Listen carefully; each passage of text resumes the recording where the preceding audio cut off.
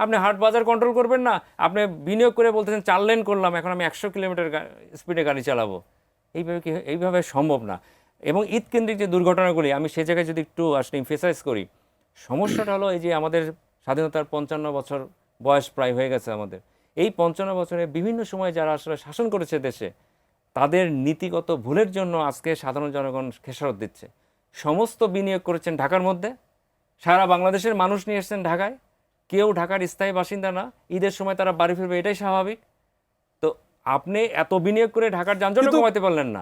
কিন্তু স্যার মানে ধরেন এই যে উৎসব কেন্দ্রিক বাড়ি আসা বা যাওয়া, এটা তো শুধুমাত্র বাংলাদেশের ক্ষেত্রে যে একমাত্র ফেনোমেনন সেটা তো না। ধরেন চীনের কথা যদি বলি, সেখানে চীনা নববর্ষ উপলক্ষে কোটি কোটি মানুষ যাওয়া আসা করছে, পৃথিবীর অন্যান্য দেশেও। মানে সব ক্ষেত্রেই কি বাংলাদেশের মতো এই ধরনের এই যে হরিষে বিষাদ ঈদযাত্রা উৎসব কেন্দ্রিক? অবশ্যই না, অবশ্যই না। আমাদের মতন আরো 2-1টা শহর আছে, আমি জাকার্তার কথা বলতে পারি।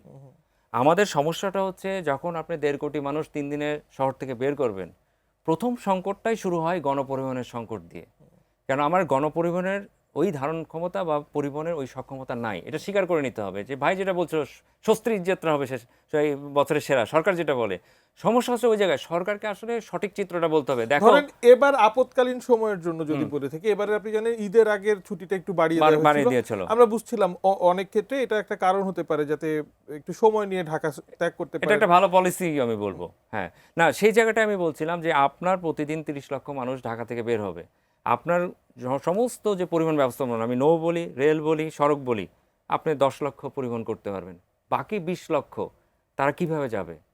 বাকি 20 লক্ষ অবশ্যই তারা ঝুঁকিপূর্ণ বাহনে উঠবে, তারা তো ঘরে ফিরবে। আমি যেটা বললাম, ঢাকার মধ্যে যারা থাকে 95% ঢাকার স্থায়ী বাসিন্দা না, শুধুমাত্র জীবিকার জন্য ঢাকা শহরে আসছে। কেন? আপনি সমস্ত আয়োজন ঢাকার মধ্যে করেছেন। মানে সমস্যাটা আমরা মানে সড়কের দুর্ঘটনা নিয়ে কথা বলছি, কিন্তু এটার সাথে আসলে আবাসন, আর্থিক, এক্স্যাক্টলি আর্থসামাজিক সকল আমরা আসলে সিম্পটম নিয়ে কথা দরকার। বলছি, রুট কজ নিয়ে কথা বলছি না। সিম্পটমটা হচ্ছে দুর্ঘটনা, রুট কজটা হচ্ছে যে যারা এখানে আছে তাদেরকে ঢাকা থেকে বের করার মতন সক্ষমতা আমাদের নাই।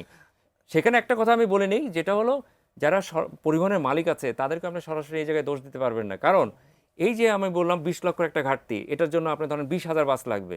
তাহলে কি তারা 20,000 বাস কিনে সারা বছর ফেলে রাখবে আর ঈদের সময় যোগান দেবে? এটা তো বাণিজ্যিকভাবে আমরা ফিজিবল হবে না।